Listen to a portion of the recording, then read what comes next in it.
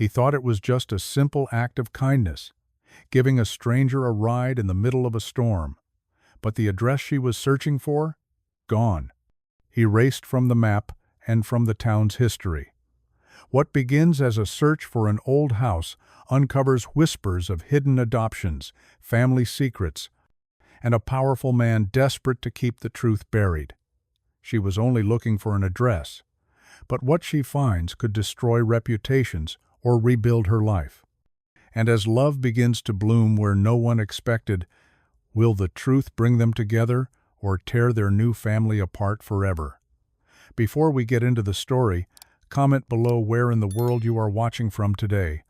Thunder cracked across the darkening sky as Daniel Carter guided his old pickup truck through Maple Harbor's rain-slicked streets.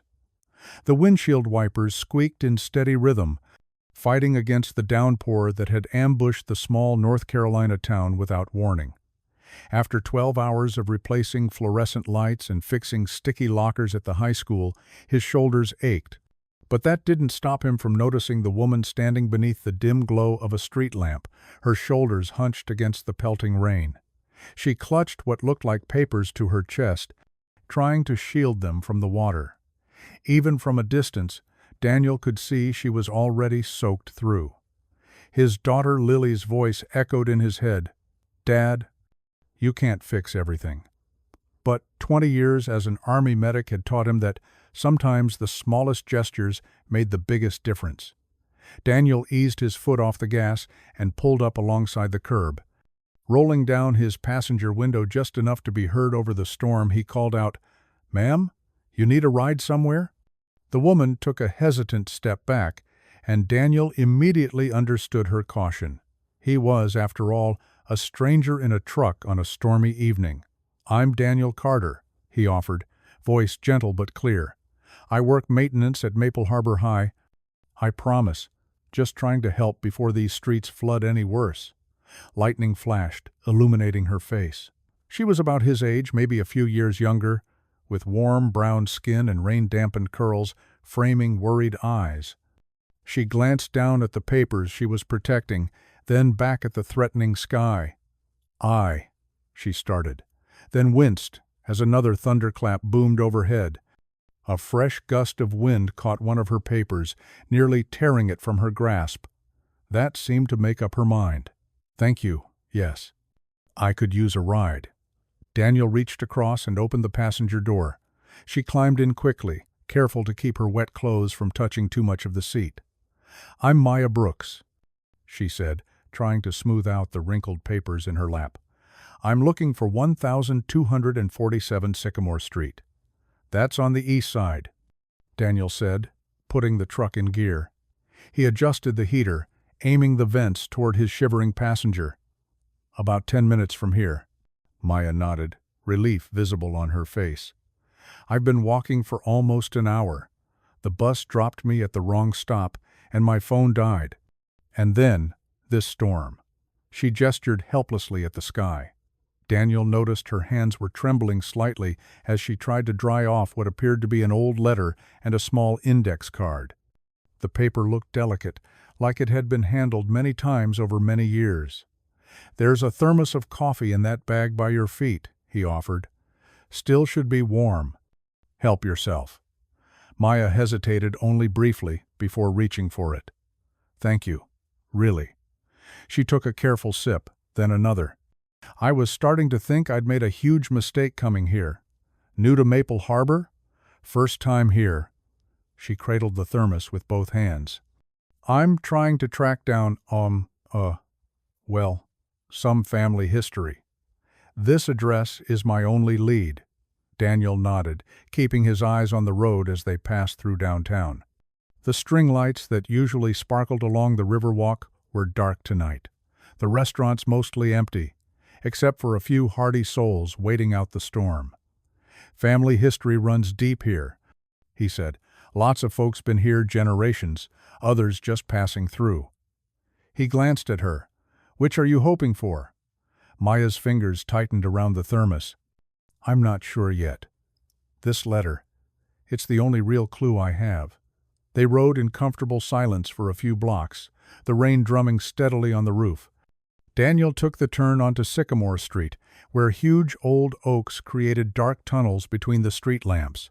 "Should be coming up on the right," he said, slowing down to peer at house numbers through the rain-streaked windshield. 1,243. 1,245. But where 1,247 should have been, there was only an empty lot, overgrown with weeds and bordered by a weathered chain-link fence. "No," Maya whispered. "No, that can't be right." She pressed her face closer to the window, squinting through the darkness. "The letter says 1,247 Sycamore. It has to be here." Daniel pulled over, leaving the engine running. The headlights illuminated the vacant space where a house should have stood. Maya's breathing grew uneven. Maybe I wrote it down wrong." She fumbled with the rain-dampened index card, but the numbers were clear despite the smudges. 1,247 Sycamore Street, Maple Harbor, North Carolina. Daniel watched as she unfolded the letter with trembling fingers, checking and double-checking. The paper was clearly old, the creases worn thin from repeated folding and unfolding. "I came all the way from Chicago," she said, her voice cracking. "This was supposed to be. I thought finally." She pressed her lips together, fighting for composure. The rain intensified, hammering against the truck with renewed fury.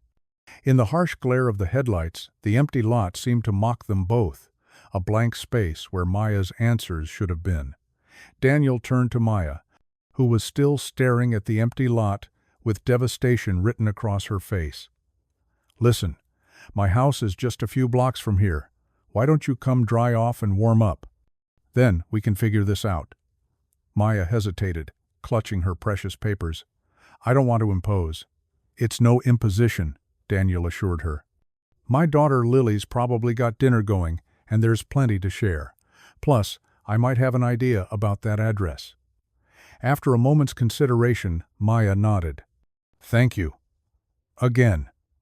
Daniel steered the truck through the winding streets of his neighborhood, where modest homes sat close together with well-tended yards. He pulled into the driveway of a small but neat two-story house, its porch light casting a warm glow through the rain. Before they reached the front door, it swung open. Lily Carter stood there, her dark curls pulled back in a messy bun, wearing an oversized Maple Harbor High Drama Club sweatshirt. "Dad, I was getting worried with this storm and—" She stopped, noticing Maya. Without missing a beat, her face broke into a welcoming smile. "Oh, hi. Lily, this is Maya Brooks," Daniel said as they hurried inside. "She got caught in the storm while looking for an address." "You're soaked through," Lily exclaimed, already heading for the stairs. "Let me get you some dry clothes. Mom's old things might fit you." She paused, glancing at her father. Daniel nodded. "Good idea, honey." While Lily bounded upstairs, Daniel showed Maya to the living room. Family photos lined the walls. Daniel in his army uniform, Lily at various ages, and a beautiful black woman with Lily's same bright smile who must have been Daniel's late wife. Lily returned with a stack of clothes. "Bathrooms down that hall. These should work." "I'll put on fresh coffee." Maya emerged a few minutes later wearing borrowed jeans and a soft blue sweater, her wet clothes draped over her arm. Lily took them immediately. "I'll throw these in the dryer. You really don't have to." "Already done." Lily called over her shoulder, disappearing into the laundry room. Daniel gestured Maya toward the couch. "Have a seat. Coffee's almost ready." The living room was modest but comfortable, with a well-worn leather armchair, a plaid couch, and shelves filled with books and family mementos. A half-finished wooden jewelry box sat on a side table next to small woodworking tools. Lily returned with 3 steaming mugs, distributing them before curling up in the armchair. "So what brings you to Maple Harbor, Miss Brooks?" Maya wrapped her hands around the warm mug. "Please, call me Maya." She took a deep breath. I'm adopted. My adoptive mother, passed away last month in Chicago. I'm so sorry, Lily said softly. Thank you. While going through her things, I found a letter.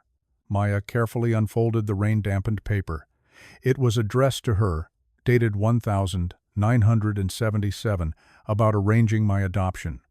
The return address was 1247 Sycamore Street, here in Maple Harbor.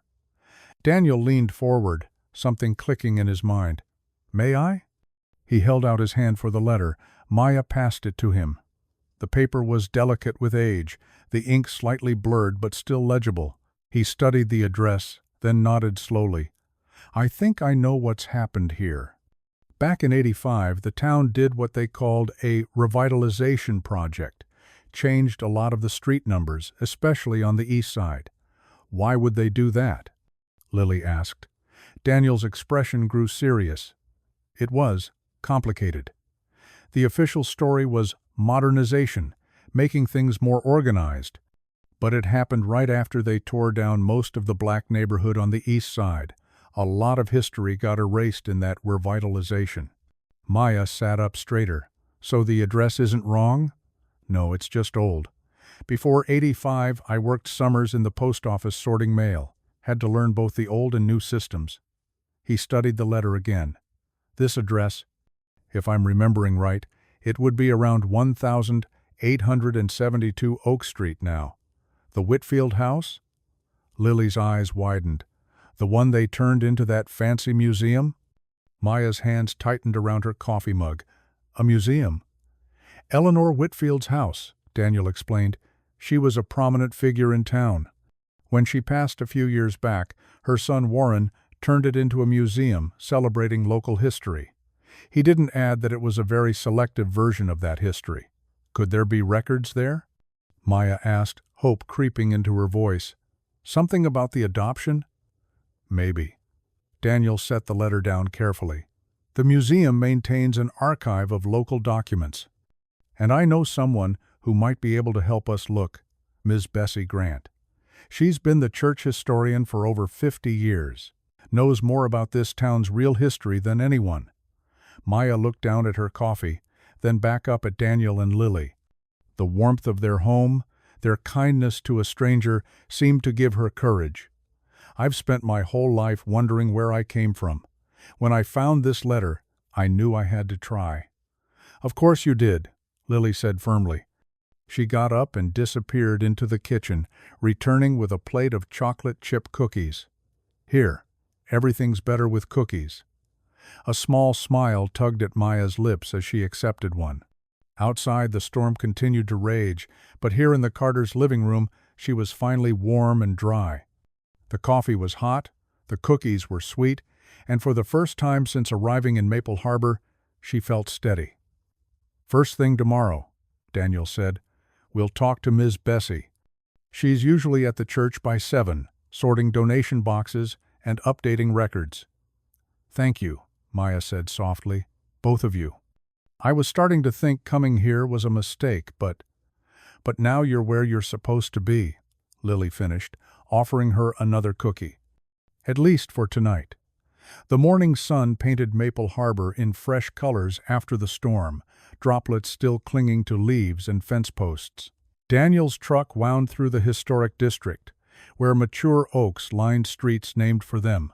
Maya sat quietly in the passenger seat, her recovered letter safe in her purse.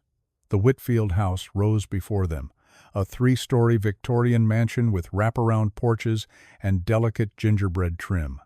Its white paint gleamed against dark green shutters, and carefully tended rose gardens dotted the sprawling lawn. A bronze plaque near the front steps declared it the Eleanor Whitfield Museum of Local History. It's beautiful, Maya breathed. Eleanor Whitfield put a lot of work into restoring it, Daniel said, parking in the small lot. Used to be pretty run down before she inherited it in the '70s. They climbed the wide front steps, their footsteps echoing on the wooden boards. A young woman in a crisp docent uniform greeted them at the entrance desk, her name tag reading, Jessica. Welcome to the Whitfield House Museum, she recited with practiced cheer. Would you like a guided tour? We start on the hour. Actually, Daniel said, we're interested in the archives section. Research purposes. Jessica's smile dimmed slightly. The archives require special permission. They're mainly for academic use. Maybe you could make an exception? Maya asked softly. I'm trying to trace some family history. Something in Maya's tone must have touched Jessica, because she hesitated. Well, the main exhibit hall is open to everyone. It has some archival materials on display. You could start there while I check on archive access. They entered a grand foyer with a sweeping staircase. Sunlight streamed through stained glass windows, casting colorful patterns on the hardwood floors. Display cases lined the walls, filled with carefully arranged artifacts of Maple Harbor's past. Maya moved slowly through the exhibit, taking in photographs of town celebrations, newspaper clippings, and personal items from prominent families. Daniel followed, watching her reactions carefully. They reached a section titled Eleanor Whitfield, A Legacy of Giving.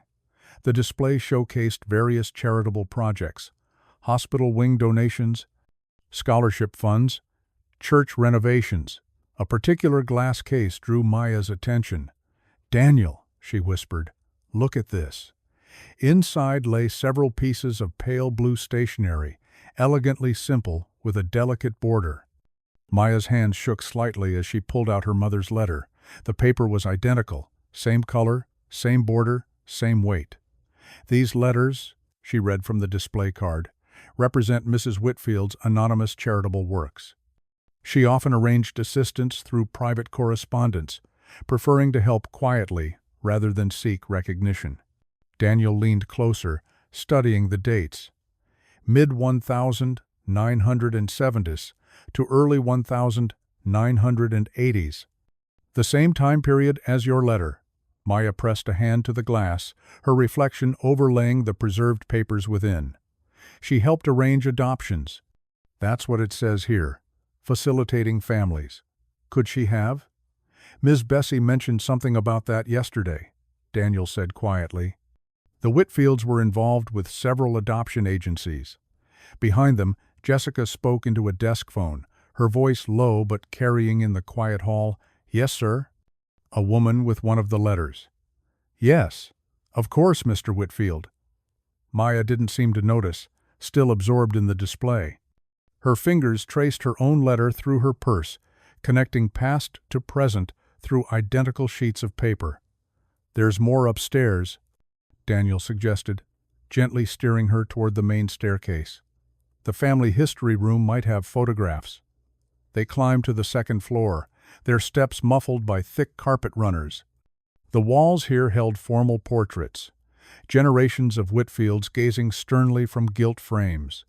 At the end hung a larger photograph of Eleanor Whitfield herself, taken perhaps 20 years before her death.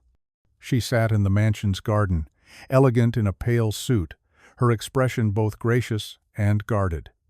Maya studied the portrait intently. She looks sad, somehow, even though she's smiling. "Sometimes the camera catches what we try to hide," Daniel said softly. They continued through the rooms, now set up as period displays of daily life. The library still held its original books. The music room featured a gleaming grand piano. Each space felt carefully curated, telling a specific story about wealth and refinement. In a small side room, they found a donations box for the museum's preservation fund. Maya paused, something catching her eye. There, tucked among donation envelopes, was another piece of that distinctive blue stationery. "It's everywhere," she murmured, like she left pieces of herself scattered around, waiting to be found. Down in the foyer, Jessica finished her phone call and began straightening brochures with nervous energy. Daniel noticed her glancing their way more frequently. "Maybe we should continue this another time," he said quietly to Maya.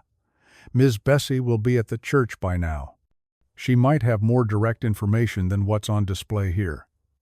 Maya nodded, taking one last look at Eleanor's portrait. "Yes, you're right."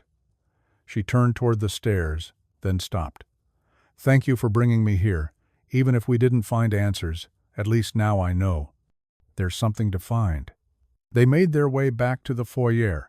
Jessica watched them leave with poorly concealed interest, her hand hovering near the phone.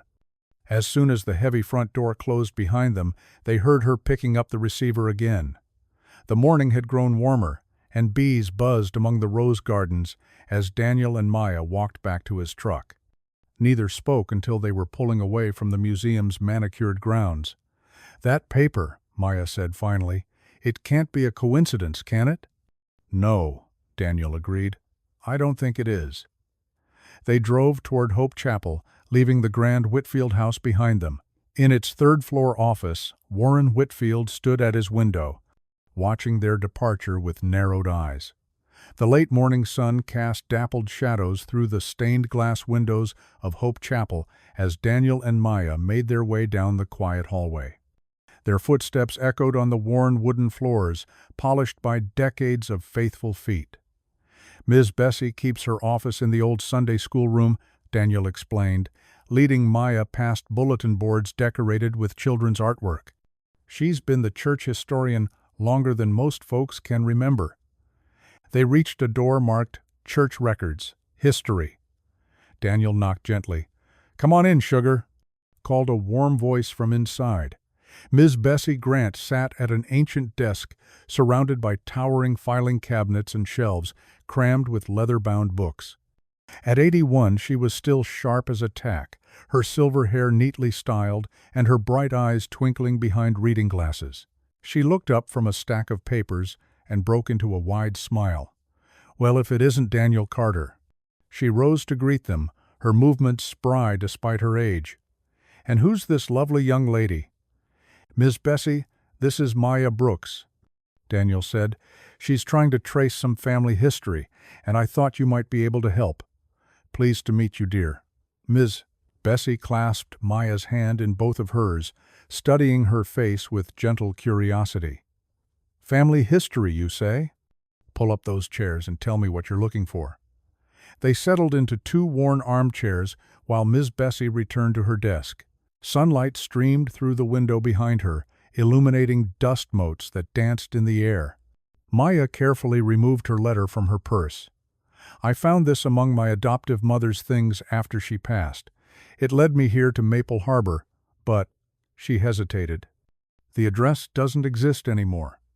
Ms. Bessie adjusted her glasses. "May I see it, dear?" Maya handed over the letter. Ms. Bessie examined the pale blue stationery, her expression growing thoughtful. "Oh my, I haven't seen this paper in years. Eleanor Whitfield used it for all her private correspondence. We just saw some at the museum," Daniel said, "in the display about her charitable work." Ms. Bessie nodded. "That's just what they wanted to show, the public face of things. But there was more to Eleanor's giving than what made it into those fancy displays." She stood and walked to one of the filing cabinets, opening a drawer with practiced ease. "Back in the 70s and 80s, she continued, rifling through files, Eleanor worked quietly with several adoption agencies. She'd help arrange placements, cover expenses, make sure everything was proper and legal.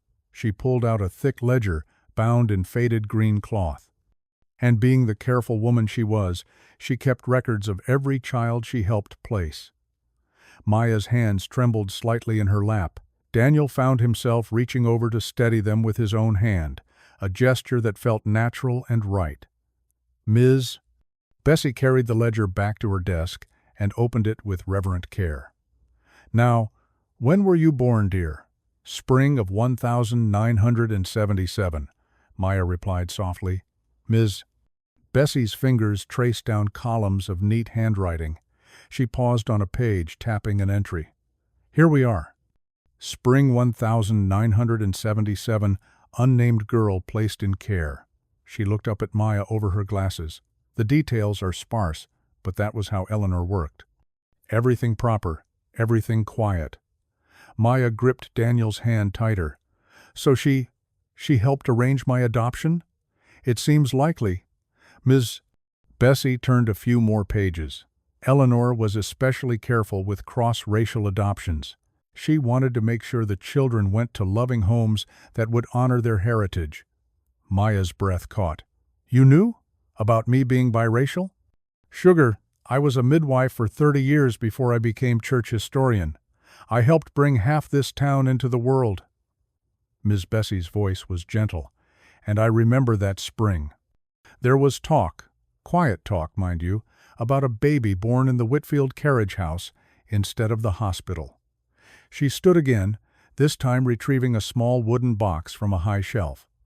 I kept a few things that didn't make it into the official records, things that seemed important to remember. She opened the box and carefully lifted out a folded piece of paper. Like this note Eleanor wrote to one of the adoption agencies. She was very specific about finding a family that would love the child completely, regardless of race.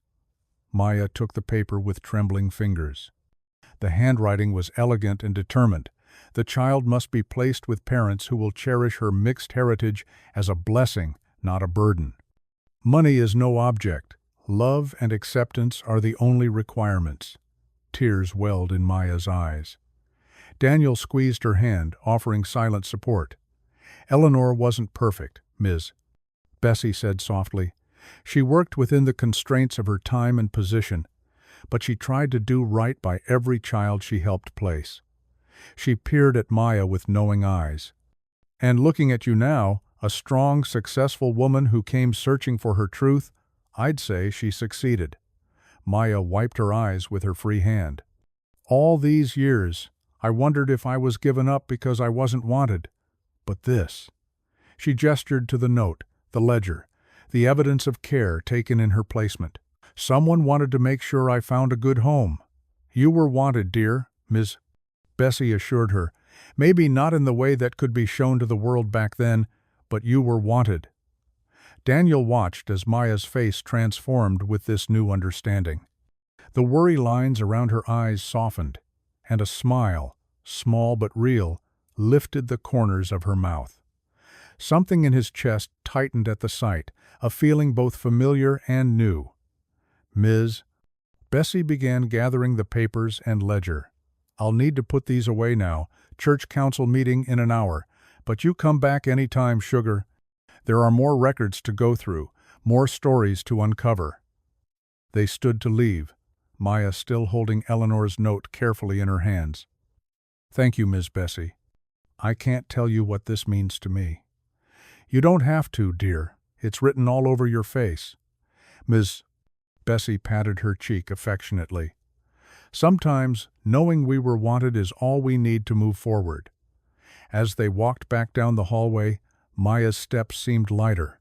The morning sun caught her face through the stained glass, and Daniel saw hope blooming there, delicate and beautiful as a first flower after winter. Warren Whitfield's polished shoes clicked against the museum's marble steps as he descended toward them. His pressed suit and carefully combed silver hair projected authority, but there was tension in his jaw. "Mr. Carter," he said coolly, "I understand you've been asking questions about my mother's charitable work." Daniel straightened his shoulders, maintaining eye contact. "Just helping Ms. Brooks research some local history, Councilman." Warren's gaze shifted to Maya, his expression carefully neutral. "I'm afraid you're on a wild goose chase, Ms. Brooks. The Whitfields have no connection to your adoption beyond my mother's general philanthropic work. She assisted many charitable organizations over the years." Maya stepped forward, her voice steady despite her nervousness. "But sir, the letter was likely just one of many form letters sent to beneficiaries." Warren's tone was dismissive. "My mother kept meticulous records. If there was any special connection, it would be documented." As he spoke, Warren's hand moved to his suit pocket, where Daniel caught a glimpse of a yellowed envelope. The date written across it matched Maya's birth date exactly. Warren quickly tucked it away, but not before Daniel had seen it clearly. "Now, if you'll excuse me." Warren nodded curtly. "The museum is closing for the day." They watched him climb the steps and disappear inside. Maya's shoulders slumped. "Maybe I was wrong about all of this." "No," Daniel said firmly, remembering the envelope. "Something's not adding up here." Warren Whitfield's hiding something. Later that evening, the warm glow of the Carter family's dining room cast a gentle light over their simple dinner of pot roast and vegetables. Lily sat captivated as Maya shared stories about growing up in Chicago with her adoptive parents. "Mom was a high school English teacher," Maya said, smiling at the memory. "She used to grade papers at the kitchen table while helping me with my homework. Dad worked 2 jobs but always made time for Sunday brunches." "They sound wonderful," Lily said, pushing her carrots around her plate. "Did they know you wanted to find your birth family?" Maya nodded. Mom especially understood. She kept everything that came with my adoption, including that letter that led me here. She said everyone deserves to know their story. "That's why you became a nurse?" Lily asked. "To help people like your parents helped you?" "Partly," Maya admitted. "I also loved how my pediatric nurse treated me when I had my tonsils out. She made being scared feel okay." She glanced at Daniel. "Kind of like your dad, with his maintenance work fixing things that are broken, making people feel safe." Daniel felt warmth spread through his chest at the comparison. He'd never thought about his work that way. "Is that why you helped Maya when it was raining, Dad?" Lily's eyes sparkled with teenage insight. "Because she needed fixing?" "Lily Carter!" Daniel scolded gently, though he couldn't help smiling. Maya laughed, a sound that filled the kitchen with unexpected joy. "Your dad's a good man, Lily. Not everyone would stop for a stranger in the rain." "He's the best," Lily agreed proudly. Then her face lit up with sudden inspiration. "Maybe you were meant to find us instead." The words hung in the air, simple and profound. Maya's eyes welled with tears, but her smile remained. "Maybe I was, sweetheart." Daniel watched them, his daughter and this woman who'd stumbled into their lives just days ago. Something about the scene felt right, like puzzle pieces clicking into place. After serving homemade apple crisp for dessert, Daniel walked Maya to her car. The evening air was soft with early summer warmth, crickets chirping their twilight symphony. "Thank you for dinner," Maya said. "Lily is such a special girl." "She likes you," Daniel replied. "We both do." The words slipped out before he could catch them, but he found he didn't want to take them back. Maya's smile was gentle in the porch light. "I like you both too. More than I probably should, considering I'm supposed to be leaving soon." Before Daniel could respond, she was in her car, waving goodbye as she drove away. He stood watching until her taillights disappeared around the corner. When he turned to go inside, something white caught his eye. A letter had been taped to his front door, the school district logo stark in the corner. His heart sank as he read, "Notice of Employment Review. Daniel Carter, Maintenance Supervisor. Due to recent unauthorized access of historical materials and questioning of prominent community members." The paper trembled slightly in his hands. Everything he'd built here, his job, Lily's future, their stability, suddenly felt precarious. All because he'd tried to help someone find the truth. But as he looked back at the dining room window, where Lily was clearing the table and humming to herself, he knew he couldn't regret it. Some things were worth the risk. He folded the notice and slipped it into his pocket. Tomorrow would be soon enough to worry about consequences. Tonight, he wanted to hold on to the warmth of shared meals and unexpected connections, of his daughter's bright smile and Maya's tears of joy. The porch light cast a steady glow as he went inside, where Lily waited with a dish towel in her hands and questions in her eyes about when they'd see Maya again. The aroma of fresh-baked casseroles and warm bread filled Hope Chapel's fellowship hall. Sunlight streamed through stained glass windows, casting colorful patterns across the long tables where church members arranged their dishes. Maya stood in the doorway, clutching her store-bought apple pie, suddenly unsure. Daniel touched her elbow gently. "Come on in. Nobody here cares if it's homemade." "Dad's right," Lily added, bouncing on her toes. "Ms. Bessie always says it's the company that matters, not the cooking." As if summoned, Ms. Bessie appeared, her silver hair gleaming under the fluorescent lights. "Is that Maya Brooks I see? Come here, child." She enveloped Maya in a warm hug that smelled of lavender and vanilla. "Ladies, look who's joined us." A group of women gathered around a quilting frame looked up, their faces bright with welcome. The youngest might have been 50, the oldest well into her 80s, but they moved as one to make space in their circle. "Pull up a chair," called a woman with salt and pepper braids. "I'm Dorothy, and we're just about to start the border on this baby quilt." Maya settled into the offered seat, watching nimble fingers guide needles through fabric. "I've never quilted before," she admitted. "Neither had I until last year," said a plump woman with kind eyes. "These ladies taught me everything. I'm Ruth Delgado, the pastor here." "Pastor Ruth makes the best empanadas," Lily announced, stealing a small pastry from a nearby plate. "And she lets me help in the food pantry sometimes." "Speaking of helping," Dorothy said, threading a needle, "we could use another pair of hands there, if you're planning to stay around a while, Maya." The question hung in the air, gentle but weighted with possibility. Maya glanced at Daniel, who was chatting with a group of veterans across the room. He caught her eye and smiled. "I'd like that," Maya said softly. "I'd like that very much." The afternoon flowed like honey, sweet and warm. Maya learned the basics of quilting from patient teachers. She heard stories about Eleanor Whitfield's secret kindnesses, scholarships given anonymously, medical bills paid mysteriously, food appearing on doorsteps during hard times. That woman had a heart bigger than this whole town, Ms. Bessie declared. Didn't matter to her what color folks were or where they came from. If someone needed help, she found a way. The potluck dinner began as the sun started to set. Tables groaned under the weight of fried chicken, potato salad, 3 kinds of macaroni and cheese, and dozens of desserts. Maya found herself seated between Daniel and Lily, surrounded by new friends who treated her like family. Pastor Ruth said grace, thanking God for food and fellowship, for old friends and new faces, for the ways love could guide lost souls home. Maya felt tears prick her eyes at the words. The conversation flowed easily, punctuated by laughter and the clink of forks against plates. Veterans swapped stories with Daniel about their service years. The quilting ladies discussed plans for the fall festival.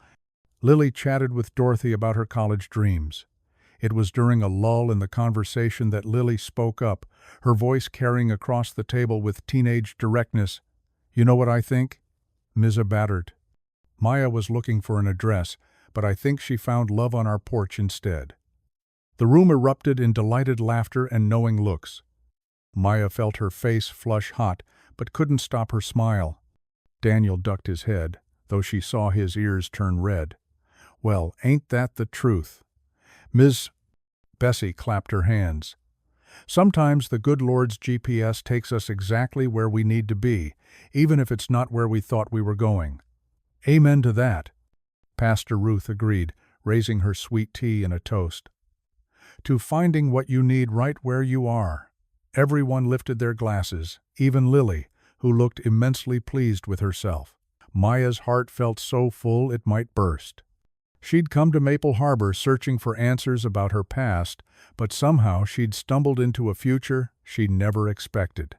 The warm moment shattered at the sound of dress shoes on linoleum. Warren Whitfield stood in the doorway, his face set in hard lines. He strode toward their table, ignoring the sudden hush that fell over the room. "Mr. Carter," he said, voice clipped. "A moment of your time?" Daniel wiped his mouth with a napkin and stood. "Of course, Councilman." They moved to a corner, but Warren made no effort to lower his voice. "This is a formal notice of suspension from your position at the high school."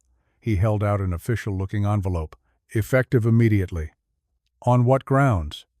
Daniel's voice remained steady, though Maya saw his hands clench. "Unauthorized access to restricted historical materials, inappropriate questioning of prominent community members, and potential misuse of school maintenance credentials." Warren's words cut through the shocked silence. "The board will review your case at next month's meeting. Until then, you are not to enter school property." Maya started to rise, but Miss Bessie's hand on her arm stopped her. The old woman's eyes were sharp with anger, but she shook her head slightly. "This is about the museum records," Daniel said. "About helping Maya find the truth. This is about knowing your place, Carter." Warren's smile didn't reach his eyes. Some stones are better left unturned. He turned on his heel and left, leaving Daniel holding the envelope like it might burn him. The fellowship hall remained silent for a long moment. Then Lily was up, running to her father. "Dad?" Her voice trembled. Daniel pulled her close with one arm, his other hand still gripping the notice. "It's okay, baby. We'll figure this out." Maya finally stood, her legs shaky.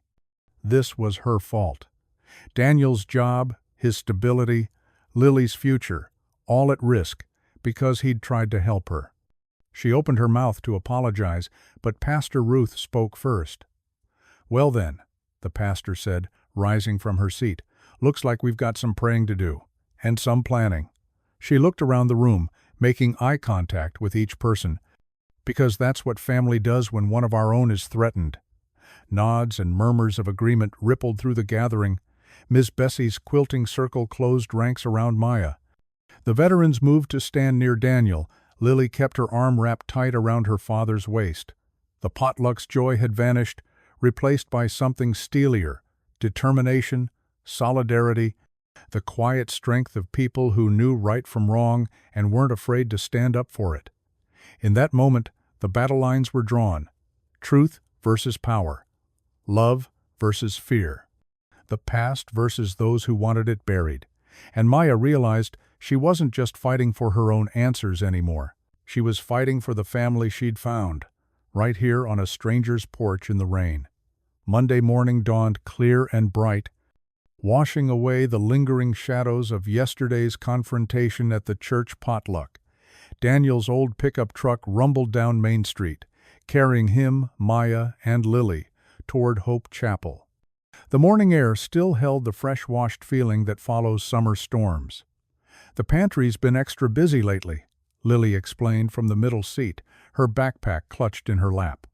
"Ms. Dorothy says it's because of the mill layoffs." Maya nodded, watching the town wake up through the passenger window. Shop owners swept their sidewalks, and early risers clutched coffee cups outside the diner. It felt almost normal, as if she'd been riding in Daniel's truck forever instead of just a few days. "Pastor Ruth will show you the ropes," Daniel said, pulling into the church parking lot. "She runs a tight ship, but she's got the biggest heart in town." "Next to yours, Dad," Lily teased, bumping his shoulder. The church stood modest but dignified, its white clapboard walls gleaming in the morning sun. Ms. Bessie waited on the steps, a heavy leather-bound book tucked under one arm. "Right on time," she called out. "Maya, honey, Dorothy's waiting for you in the fellowship hall." "Daniel, you're with me in the records room." Lily bounced ahead, leading Maya through familiar double doors. The fellowship hall had been transformed since yesterday's potluck. Folding tables lined the walls, laden with boxes of canned goods and fresh produce. A small group of volunteers sorted donations, their chatter echoing in the high-ceilinged room. Dorothy looked up from a clipboard, her salt and pepper braids catching the light. "There's our new helper. Come on over here, Maya. We'll start you on inventory." For the next hour, Maya learned the pantry's system. She counted cans, checked expiration dates, and helped organize boxes for distribution. The work was simple, but satisfying. Other volunteers drifted over to chat, sharing stories and town gossip. My grandmother swears Eleanor Whitfield used to slip grocery money into church offering envelopes, a younger woman confided as they sorted cereal boxes, tagged for specific families who were struggling. "That sounds like the Eleanor I keep hearing about," Maya said carefully. "Oh, she was something special," Dorothy added from nearby, "had her own way of doing good without making a fuss, not like her son." She shook her head. "That man could make a saint lose patience." Meanwhile, in the cramped records room, Daniel and Ms. Bessie hunched over yellowed pages of church records. Dust motes danced in the light from a small window. "Here's something," Ms. Bessie murmured, adjusting her reading glasses. "Spring of '77, there's a gap in the baptismal records. 3 weeks missing entirely. Daniel leaned closer, right around when that ledger entry was dated. Ms. Bessie's finger traced the page. And look here, a note about private ceremony in Eleanor's handwriting. No details, just that single line. She was covering her tracks, Daniel said softly. But why? Those were different times, sugar. Ms. Bessie closed the book gently. A white woman from a prominent family, a biracial baby. She might have been protecting more than just herself. Back in the fellowship hall, Lily had joined Maya at the sorting table. The teenager chattered about school while they worked, her hands moving efficiently through boxes of donations. "I'm thinking about nursing school," Lily said, stacking cans of soup. "Dad says Mom would have loved that. She was a nurse too, like you." Maya paused, touched by the comparison. "Your dad must miss her very much." "Yeah." Lily's voice softened. "But he's different since you came. Happier, you know? Like maybe his heart isn't so heavy anymore." Before Maya could respond, Pastor Ruth appeared with a clipboard. "Ladies, we've got deliveries ready for the homebound members." "Maya, would you like to help? It's a good way to learn the neighborhood." The next few hours passed in a blur of activity. Maya rode with Dorothy, delivering boxes to elderly church members and shut-ins. Each stop brought new stories, more pieces of the town's history shared over doorsteps and kitchen tables. At their last delivery, an old man grabbed Maya's hand. "You've got Eleanor's eyes," he said suddenly. "Same kind look, same way of holding your head."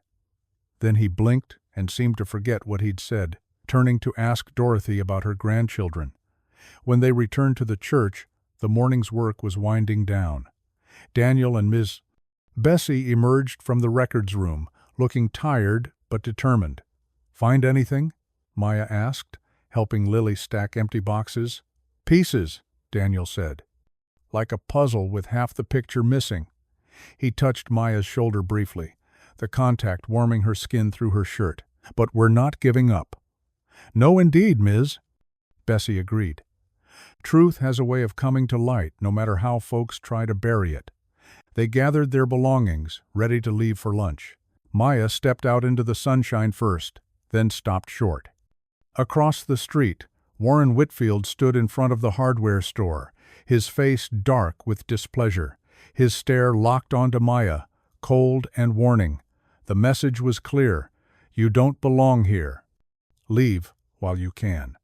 But behind her, she heard Lily's laugh and Daniel's warm voice.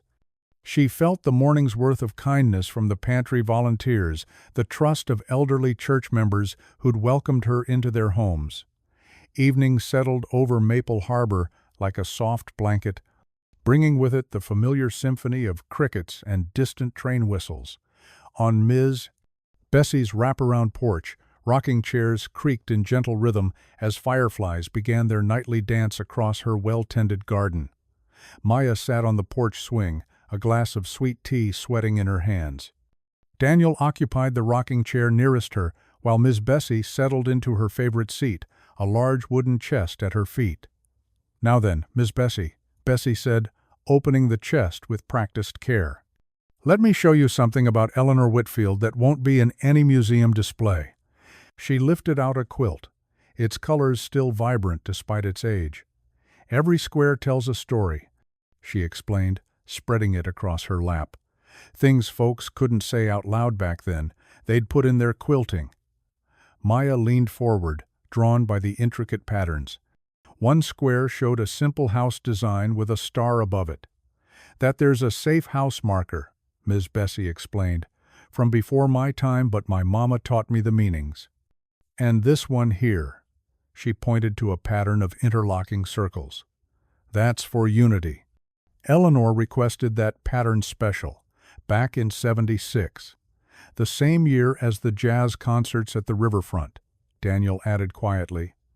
Ms. Bessie's eyes sparkled. "You remember those, do you?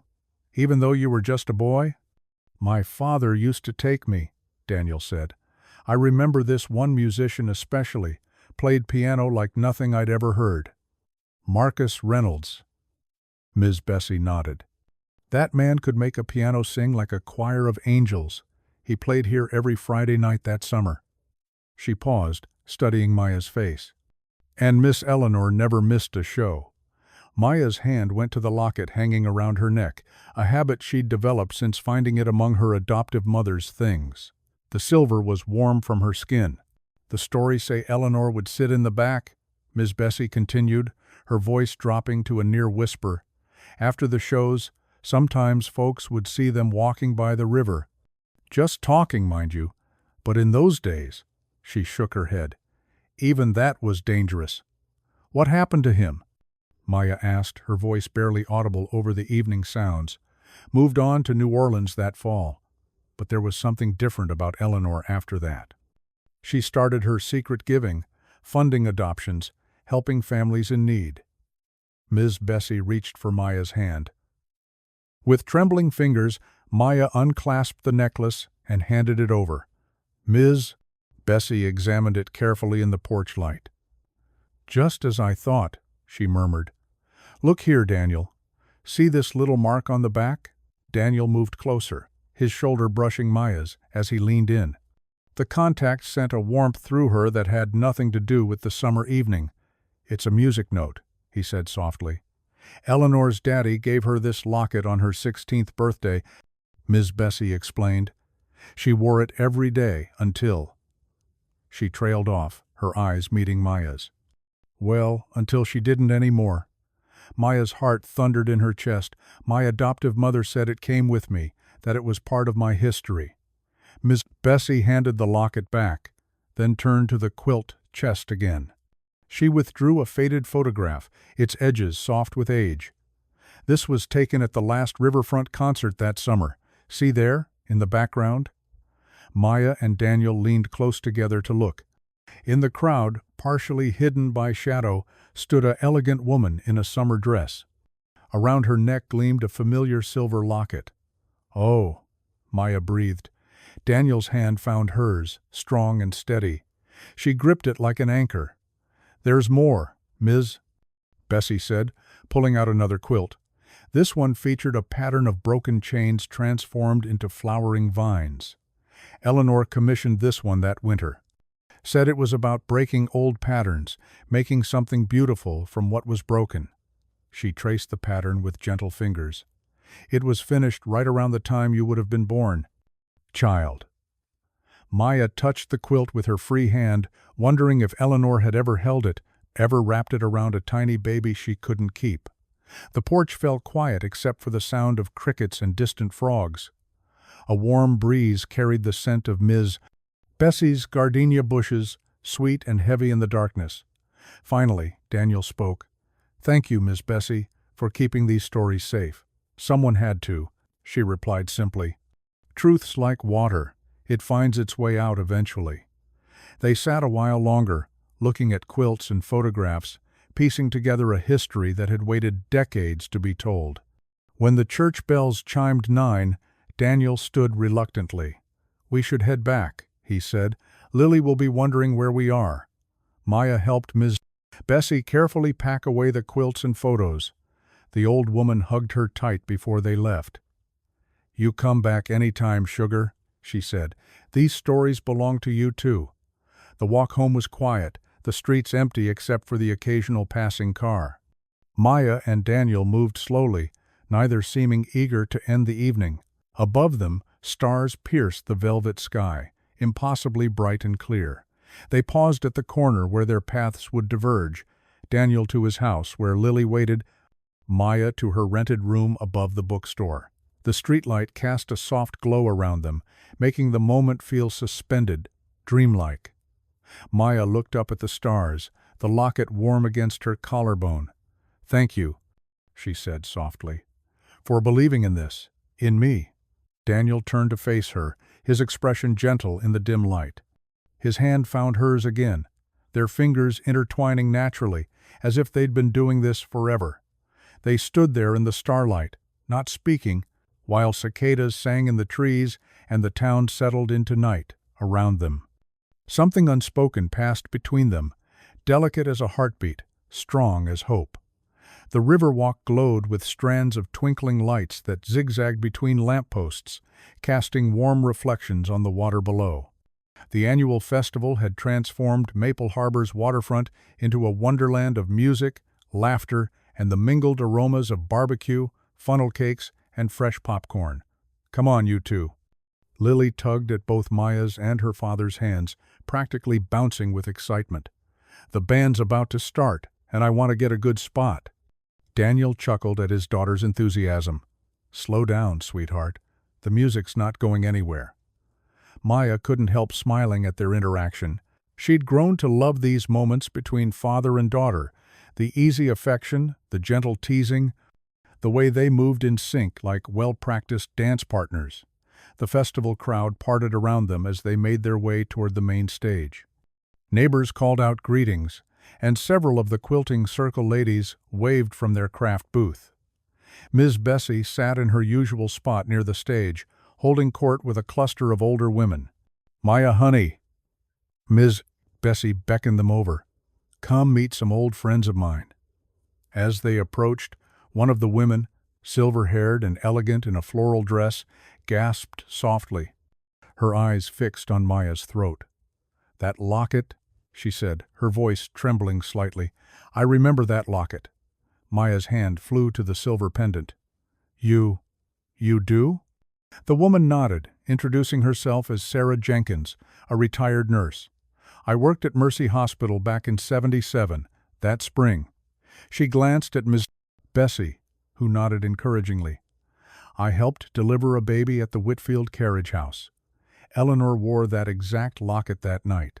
The festival noise seemed to fade away as Maya struggled to breathe. Daniel's steady hand found her lower back, grounding her.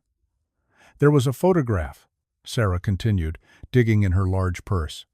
"I kept it all these years, though I never knew why. Maybe this is why." She pulled out a worn envelope and carefully extracted a black and white image. Maya's hands shook as she accepted it. The photograph showed a woman in a hospital bed, cradling a newborn. Though her face was partially turned away, the silver locket at her throat caught the camera's flash perfectly. "Eleanor wanted a picture," Sarah explained softly. "Just one. She said she needed to remember, even if no one else could know." By now, a small crowd had gathered. Pastor Ruth appeared at Miss Bessie's side, and several of the quilting ladies drew closer. Even some of Daniel's veteran friends drifted over from the barbecue stand. "Look at the baby blanket," one of the quilters whispered. "That's Eleanor's unity pattern." Maya felt tears spill down her cheeks as gentle hands touched her shoulders, her arms, the community gathering around her like a living quilt, offering support and acceptance. "You have her smile," Sarah said quietly. "I noticed it the first time I saw you at church." Same way of lighting up a room. Pastor Ruth stepped forward, her voice carrying just enough to reach their circle.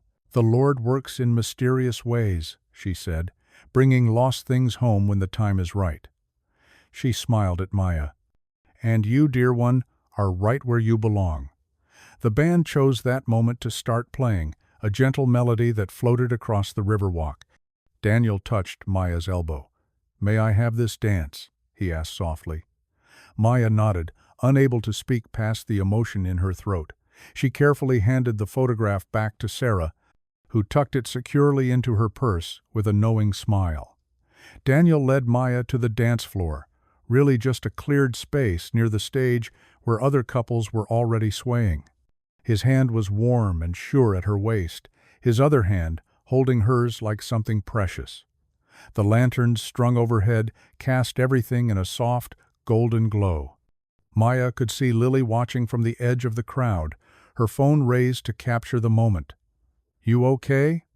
Daniel murmured as they moved slowly to the music. Maya looked up at him, at the kindness in his eyes that had been there from that first rainy night.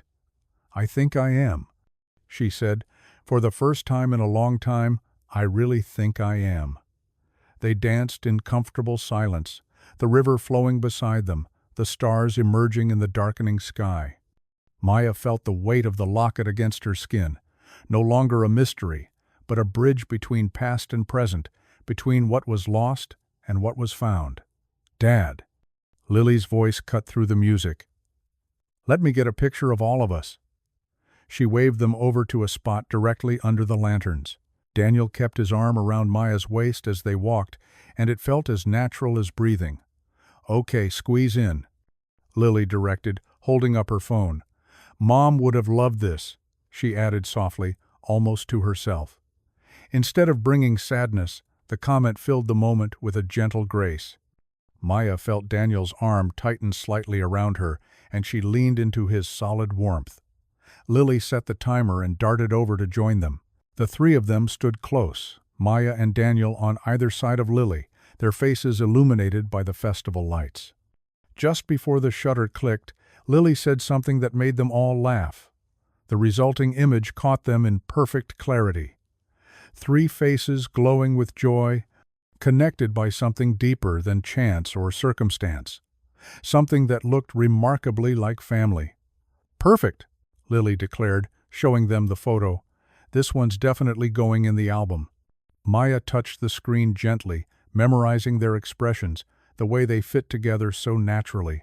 The festival continued around them, music playing, children laughing, fireworks being set up for later. But this moment felt set apart, preserved in light and love. The morning sun hadn't yet burned through Maple Harbor's haze when Daniel's phone started buzzing. Text messages, voicemails, and emails poured in, each one more urgent than the last. He sat at his kitchen table, coffee growing cold, as he read Warren Whitfield's official statement on the town's website.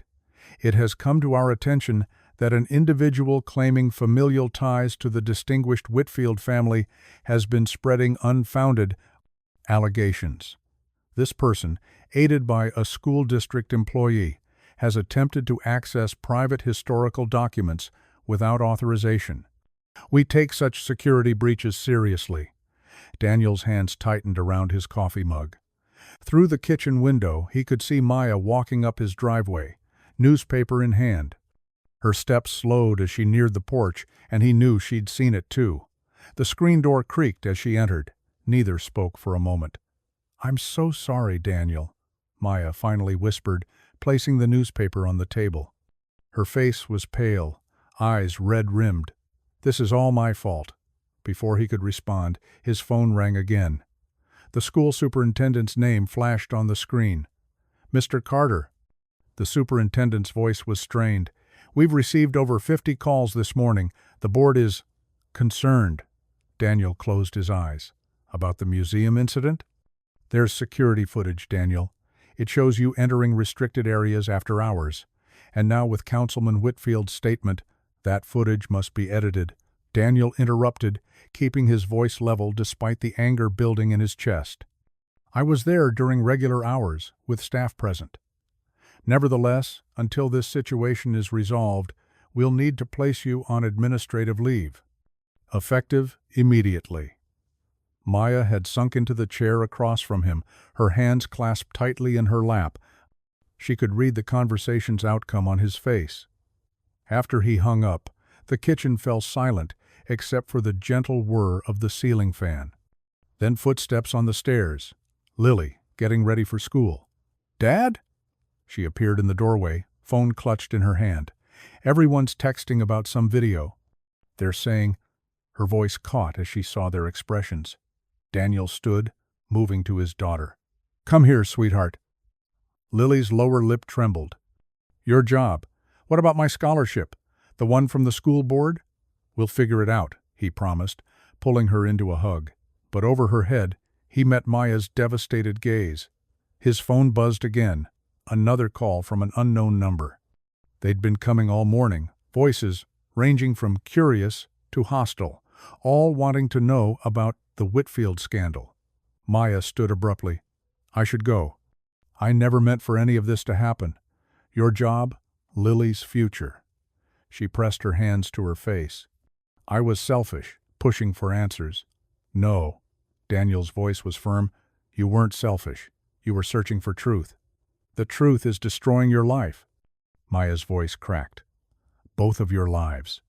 Lily pulled away from her father, turning to Maya with fierce determination. "You're not destroying anything. Warren Whitfield is, with his lies." Another call came in, this time from the school's HR department. Daniel let it go to voicemail. "They're saying I accessed restricted archives," he explained quietly. "The footage they're sharing makes it look like I broke in after hours, but you both know I was there during the day, with the clerk present."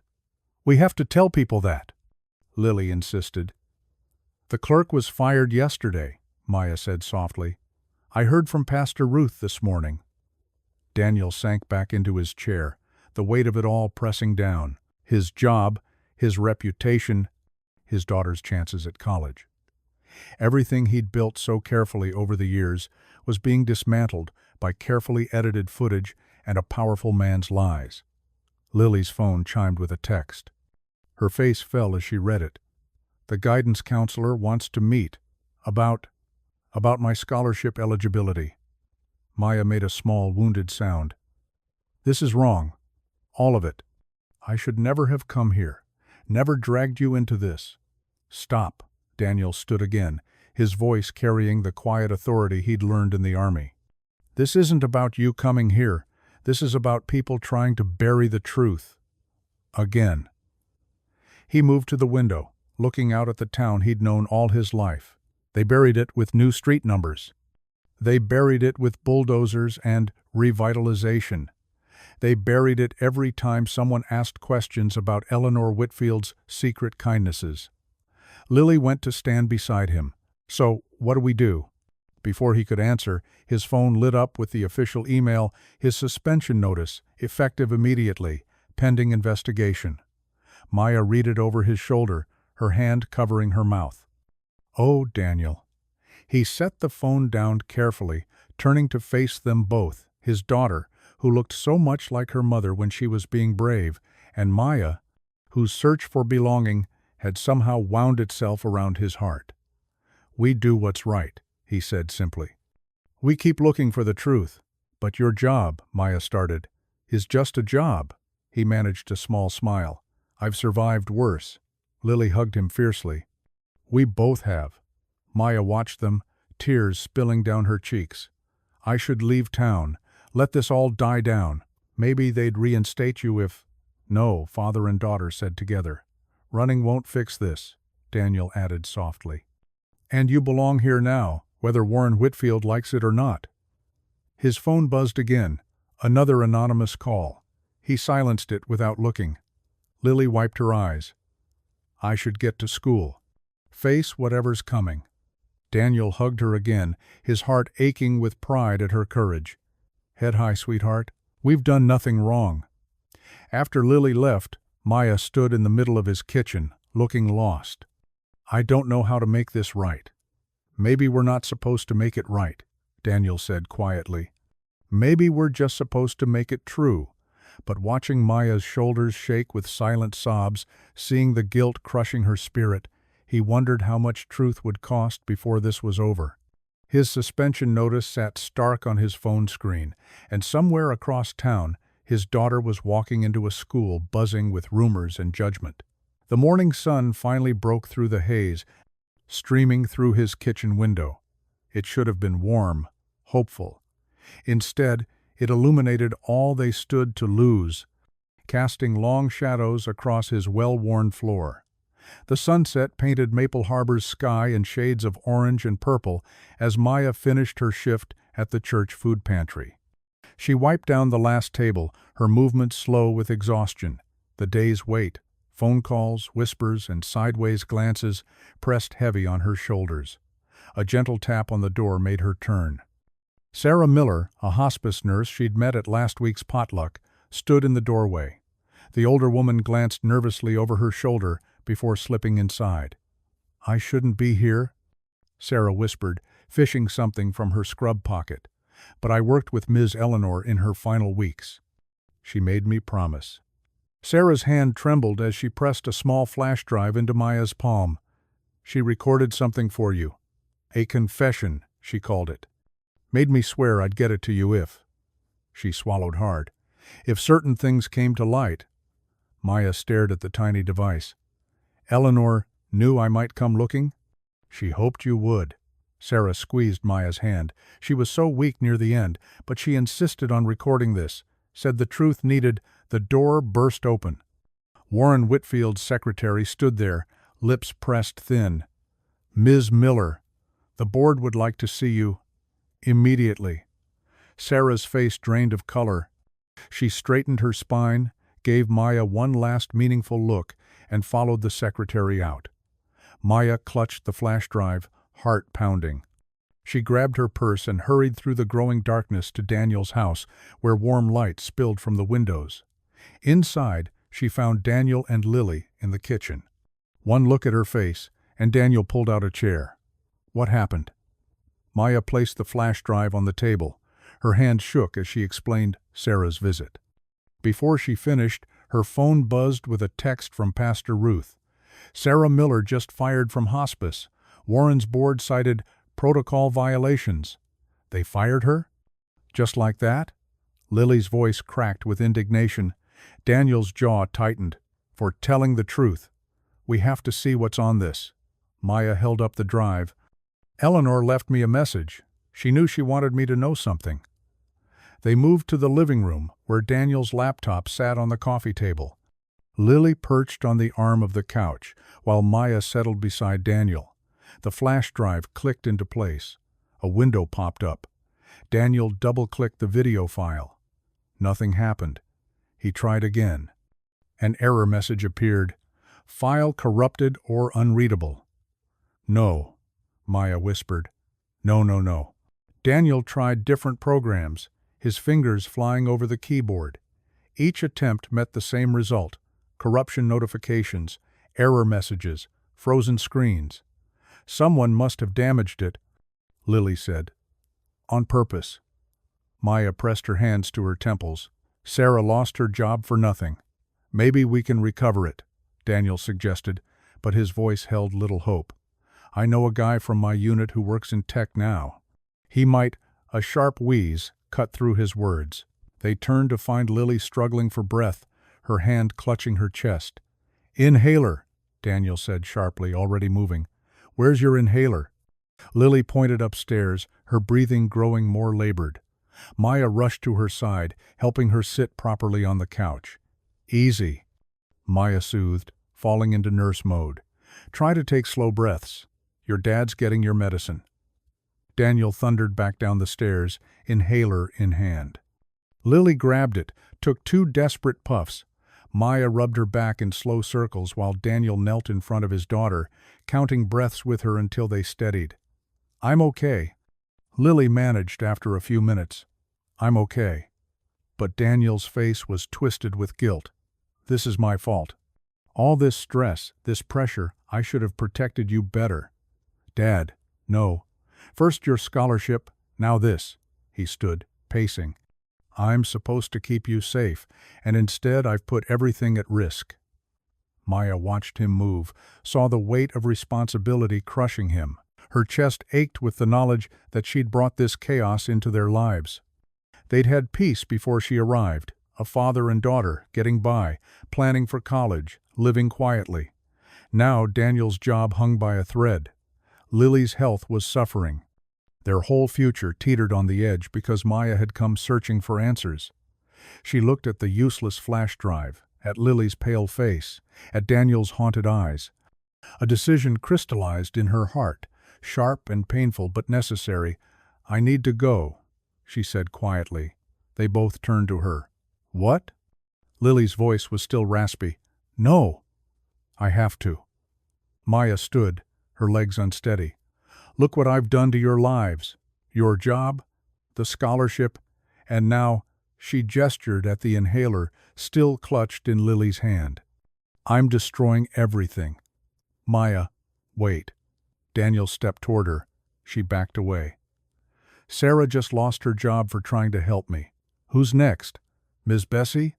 Pastor Ruth? I can't watch more people suffer because of my search. We're in this together, Daniel insisted. No, Maya shook her head, tears spilling. You have Lily to think about. She needs her father employed, her scholarship secure. She needs to be healthy and safe, not stressed to the point of asthma attacks. Maya, please. Lily tried to stand, but her breathing hitched again. See? Maya's voice broke. I'm only making things worse. She grabbed her purse, unable to look at either of them. The flash drive sat useless on the coffee table. One more failure, one more person hurt in her quest for truth. I'll pack tonight, she said to the floor. Be gone by morning. Maybe then Warren will let things go back to normal for you both. Maya. Daniel's voice held something that made her pause at the door. Don't do this. She forced herself to meet his eyes one last time, memorizing the warmth there, the steady strength she'd come to rely on. Thank you, she whispered, for the coffee that first night, for trying to help me find my way home. But you already? Lily started to say. Maya fled before she could hear the end, letting the screen door slam behind her. She ran through the darkness toward her rented room, tears blurring the streetlights into starbursts. Behind her, the porch light cast a long shadow as Daniel stood in the doorway, watching her disappear into the night. Maya folded her last sweater with trembling hands, smoothing the wrinkles before placing it in her suitcase. The small desk lamp cast long shadows across her rented room, making everything feel emptier than it already was. Each item she packed felt heavier than it should, weighted down with broken dreams and goodbyes.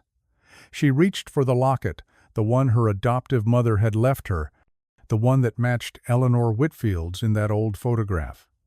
For a moment, she considered leaving it behind, letting go of all the questions it represented. But she couldn't.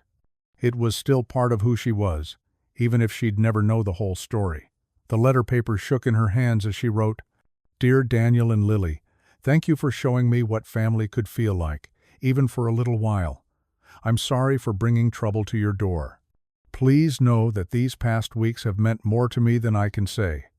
Lily, chase those dreams. You're stronger than any obstacle. Daniel, you're the best father and the kindest man I've ever known. Keep that porch light burning for someone who deserves its welcome.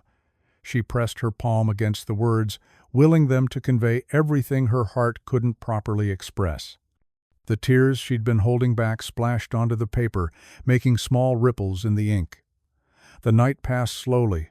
Maya sat in the room's single chair, watching shadows crawl across the wall, too anxious to sleep. She thought about Daniel's steady hands passing her coffee that first rainy night, about Lily's bright laugh during their pantry shifts, about Miss Bessie's knowing eyes over quilt squares. Each memory felt like a small cut. When the first gray light of dawn began seeping through her window, Maya stood. Her back ached from the sleepless night in the hard chair. She grabbed her suitcase and the small bag containing her few toiletries, taking one last look around the room that had briefly been home. The street was quiet as she stepped outside, morning dew dampening her shoes. A few porch lights still glowed, fighting against the growing dawn. She could see Daniel's house down the block. Dark now, thank goodness. She couldn't bear to see if they were awake, couldn't risk running into them. The bus station was 15 blocks away. Maya had checked the schedule online. The first bus to Chicago left at 6:45 a.m. She'd have just enough time to walk there, buy her ticket, and disappear from Maple Harbor like she'd never existed. Her suitcase wheels clicked against the sidewalk, the sound too loud in the sleeping town. She passed Hope Chapel, its stained glass windows dull in the weak light, the food pantry where she'd worked alongside Lily, the Riverwalk where she'd danced with Daniel under festival lights. Each landmark squeezed her heart a little tighter. Lord have mercy, child, where do you think you're going? Maya jumped at the voice, nearly dropping her bag. Ms. Bessie stood on the corner, still in her house dress and cardigan, clutching a weathered cedar box to her chest. Her eyes were sharp despite the early hour. Ms. Bessie, Maya's voice caught. I have to leave. It's for the best. Best for who? The older woman's tone could have stripped paint. Because it sure ain't best for those Carters, and it ain't best for you neither. I'm causing too much trouble. Maya's eyes burned. Daniel could lose his job. Lily's sick with worry. Sarah already lost her position. I can't let anyone else suffer because of me. Miss Bessie stepped closer. And running away? That's going to fix all that? Make everything right? At least it won't make things worse. Child, Miss Bessie's voice softened. You think Eleanor Whitfield hid the truth all those years because she was protecting people? That silence protected no one. It just let the wounds fester. She thrust the cedar box forward. This was in the church attic, behind my old midwife records. Been waiting there since Eleanor asked me to keep it safe, few weeks before she passed.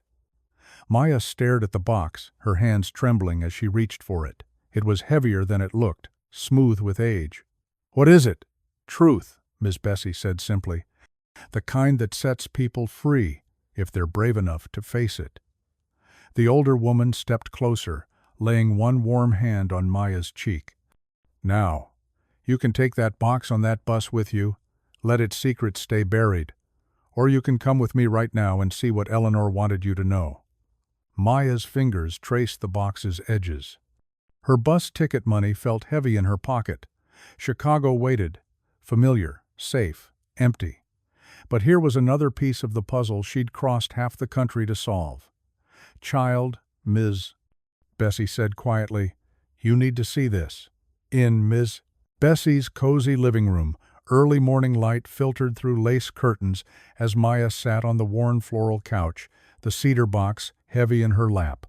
Daniel perched beside her, his solid presence keeping her grounded. Lily curled up on the floor at their feet, while Ms. Bessie settled into her favorite armchair, nodding encouragement. Maya's fingers trembled as she lifted the box's lid. The hinges creaked softly, releasing the faint scent of cedar and old paper. Inside, yellowed envelopes and bundles of documents lay carefully preserved, each one tied with faded blue ribbon. Go on, Miss Bessie urged gently. Eleanor arranged everything just so. The first envelope contained photographic negatives, carefully stored in protective sleeves. Daniel held them up to the window light, and Maya gasped. There was the nursery scene from the museum, but these negatives showed the full, uncropped images. In them, Eleanor Whitfield cradled a newborn, her face clear and loving. The same locket Maya wore gleamed at her throat. Look at her eyes, Lily whispered, peering at the negatives. She's looking at you like you're everything. Maya's throat tightened as she reached for the next bundle. Inside was a birth record addendum, the paper crisp despite its age. The formal typescript listed an unnamed baby girl born in spring 1977, placed with adoptive parents in Chicago. In the margins, Eleanor's elegant handwriting noted, "My daughter, safe, with Grace Brooks." Grace Brooks, that was my mother, Maya said softly. My adoptive mother. Daniel squeezed her hand as she unfolded a letter written in the same elegant script. The paper crackled as she began to read aloud. My dearest daughter, if you're reading this, you've found your way home to Maple Harbor, and to the truth I was too afraid to speak in life. You were born of love. A love between myself and Marcus Johnson, the most talented musician I ever knew. He played jazz at the Riverside Club in '76, and for 3 magical months we shared a secret romance that gave me you. But I was a coward. When you were born, instead of fighting for our family, I let fear of scandal and social pressure drive me to give you up. Marcus never knew. I told myself I was protecting everyone, but I was only protecting my own comfort. I chose Grace Brooks to be your mother because she promised to love you completely and openly, everything I couldn't do. I've watched you from afar, sending what support I could, knowing Grace was giving you the mothering you deserved. Forgive me, if you can. Know that you were wanted. Know that you were loved. Know that my greatest regret was not being brave enough to keep you. With all my heart, Eleanor Whitfield. Maya pressed the letter to her chest, tears streaming down her face. Daniel's arm slipped around her shoulders, steady and warm. Miss Bessie leaned forward, holding out a small flash drive. There's more, child. Warren's people couldn't corrupt all the copies. Daniel retrieved his laptop from his bag, and they huddled together as the video began to play. Eleanor Whitfield's face filled the screen, elderly now, but with the same elegant bearing she showed in the nursery photos. She sat in what looked like a hospital room, pale but determined. "I'm recording this confession because it's time for the truth." Eleanor's voice was weak but clear. "My daughter will be looking for answers soon. Warren, my son, I know you'll try to protect what you see as our family's reputation, but our reputation was built on silence, and silence has caused enough harm." She touched the locket at her throat, Maya's locket, and continued. "In 1976, I fell in love with Marcus Johnson. He was black, I was white, and Maple Harbor wasn't ready for that truth. When I discovered I was pregnant, I chose fear over love. I gave our daughter to a wonderful woman named Grace Brooks, who raised her in Chicago. That daughter's name is Maya." Maya gripped Daniel's hand tighter as Eleanor's voice grew more intense. "I've watched Maya grow from afar. She became a nurse, helping others. She has her father's kind eyes and my mother's smile. Warren, she's your sister, and she deserves to know her history. I'm tired of protecting lies. Let the truth heal what silence broke." Eleanor leaned closer to the camera, her eyes bright with tears and determination. "Maya, if you're watching this, you were born of love, hidden by fear, but you were never unwanted. You have always belonged here. I pray you'll find your way home and that Maple Harbor will finally be brave enough to welcome you properly." The video ended, freezing on Eleanor's tear-streaked face. The room fell silent except for Maya's soft sobs. Daniel pulled her closer, and she turned into his embrace, letting years of questions and loneliness pour out against his shoulder. Lily wrapped her arms around Maya's waist, and Ms. Bessie reached over to pat her hand. "You're home now," Daniel murmured into her hair. "You finally know where you belong." Maya lifted her head, looking at these people who had become her family, Daniel's steady strength, Lily's bright love, Ms. Bessie's wise acceptance. Here, in this room full of morning light and long-hidden truths, she felt the pieces of her life finally clicking into place. The locket at her throat seemed lighter now, transformed from a symbol of questions into proof of love. She belonged to this place, to these people, to a story bigger than silence could contain. "Home," she whispered, and felt Daniel's arms tighten around her, holding her right where she belonged. The old wooden doors of Hope Chapel groaned under the press of bodies filing in for the emergency town hall. Pastor Ruth stood at the entrance, greeting each person with a warm but determined nod. Her usual gentle demeanor carried an unmistakable steel as she directed the overflow crowd to find seats wherever they could. Daniel's veteran buddies lined the back wall, standing at parade rest, a quiet show of solidarity. The quilting circle filled 3 pews near the front, their weathered hands clasped together in support. Ms. Bessie sat in her usual spot, second row center, chin held high. Maya felt her heart hammering as she walked down the center aisle with Daniel and Lily. Whispers followed them, but not unkind ones. These were the same neighbors who had welcomed her at the food pantry, who had danced with her at the festival, who had brought casseroles when Lily had her asthma attack.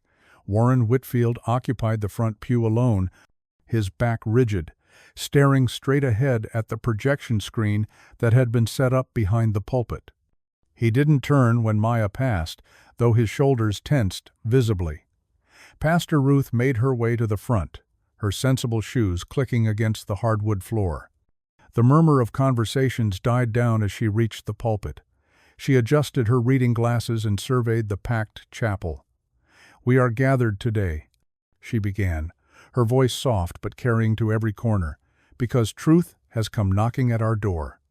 And when truth knocks, God expects us to answer." She gestured to Maya and Daniel. "Many of you know Maya Brooks, who came to us searching for her history.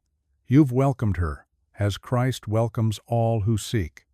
But some have tried to keep her from her rightful story." Her eyes fell on Warren, who shifted uncomfortably. Before we show you what we've discovered, I want to remind us all that God's grace is big enough for our mistakes, big enough for our fear, big enough even for decades of silence. The projector hummed to life. Maya felt Daniel's hand slip into hers as Eleanor Whitfield's face filled the screen, elderly but elegant in her hospital bed. The room fell silent as her voice filled the chapel. I'm recording this confession because it's time for the truth. Maya watched the faces around her as Eleanor's story unfolded. Mrs. Peterson from the quilting circle pressed a handkerchief to her mouth. Old Mr. Jenkins, who fought in Korea, removed his veteran's cap and held it over his heart. Teenage girls who helped at the food pantry wiped tears as Eleanor spoke of giving up her baby. But it was Warren who drew all eyes. As his mother spoke of Marcus Johnson and their secret love, Warren's face drained of color. When she addressed him directly, "Warren, my son, I know you'll try to protect what you see as our family's reputation." He gripped the pew in front of him so hard his knuckles went white. The video played on. Eleanor's confession filled every corner of the sanctuary, her words washing away decades of careful silence. When she spoke of watching Maya grow from afar, several people turned to look at Maya with new understanding in their eyes. As Eleanor's final plea for truth and healing faded, Pastor Ruth let the silence hold for a long moment. Then she moved to stand beside the pulpit. Eleanor Whitfield carried this secret to protect what she thought mattered most: reputation, position, the careful walls we build between each other. But in her final days, she understood that truth matters more. Love matters more. She turned to Warren. "Mr. Whitfield, your mother left you a choice. You can continue to guard the silence, or you can help heal what that silence broke." Warren remained frozen for several heartbeats. Then, slowly, he pushed himself to his feet. His face looked aged, worn by the weight of decisions pressing down on him. He turned to face the congregation, but his eyes found Maya. His voice cracked. He cleared his throat and tried again. "I knew. I found Mother's letters after she died. I saw the proof of who you were, Maya. But I was afraid of scandal, afraid of change, afraid of admitting that everything I thought I knew about my family was built on carefully maintained lies." His shoulders sagged. "I convinced myself I was protecting Mother's memory. But she wanted the truth told. She wanted." He gestured helplessly at the screen where her face had been. "She wanted better from me than fear." Warren took a shaky step toward Maya. "I'm sorry. I'm sorry for threatening Daniel's job. I'm sorry for trying to drive you away. I'm sorry for every moment I chose fear over truth, silence over justice." He turned to address the whole room. "Effective immediately, I resign from the town council. The museum's endowment will be used to establish the Bridge Belonging Scholarship in honor of Eleanor Whitfield and Marcus Johnson. It's time for this town to face its history honestly and make room for all its children to come home." Maya felt tears sliding down her cheeks as Warren walked toward her, pulling an envelope from his jacket. "This belongs to you," he said quietly, holding out the document she'd glimpsed him hiding at the museum. "It's your original birth certificate. Mother kept it all these years." The paper trembled in Maya's hands as she opened it. There, in faded ink, she saw her own beginning, father's name blank, but mother's name clear and bold, Eleanor Catherine Whitfield. Warren stood awkwardly for a moment, then added, "If you're willing, I'd like to learn how to be a brother." Pastor Ruth's voice rose again, gentle but firm. "Let us pray for healing to begin." The congregation bowed their heads, but Maya kept her eyes open, taking in this moment she'd searched so long to find. Daniel's strong hand holding hers, Lily's bright face smiling up at her, Warren's tentative offer of family, and all around them, a community choosing truth over silence, love over fear. The morning sun painted long shadows across the school parking lot as Daniel pulled into his usual spot.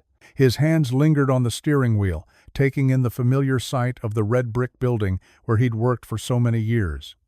The past few weeks felt like a lifetime, but today marked a fresh start. Principal Martinez met him at the front entrance, her face warm with genuine welcome. "Welcome back, Mr. Carter. The board's formal apology and reinstatement letter are on your desk." She touched his arm briefly. "We missed you around here." Inside his small maintenance office, everything was exactly as he'd left it. The ancient coffee maker still held his favorite mug, and work orders were stacked neatly in their usual tray. But there was something new, a thick envelope bearing the school board's seal. Daniel sat down heavily in his chair and opened it. Inside, he found not only his reinstatement papers, but a check for his back pay and a personal note from the superintendent praising his unwavering integrity in the face of injustice. His phone buzzed with a text from Lily. "Dad, Ms. Peterson just told me about the new program." He smiled, remembering the morning's other good news. The school board had not only secured Lily's original scholarship, but expanded it into something bigger. She would help lead a new oral history project, working with other students to digitize town records and preserve stories that might otherwise be lost. The next text came from Maya. "Church Council approved the archives position starting next month. Still can't believe this is real." Daniel's heart warmed at her words. After everything that had happened, Maya had chosen to stay in Maple Harbor. The position at Hope Chapel seemed perfect for her, using her organizational skills to help preserve the community's history while working alongside Ms. Bessie to ensure no more stories got buried. He spent the morning checking the building systems, greeting teachers and students who stopped to welcome him back. The cafeteria ladies insisted on giving him an extra helping at lunch, and the janitor, Old Joe, clapped him on the back with tears in his eyes.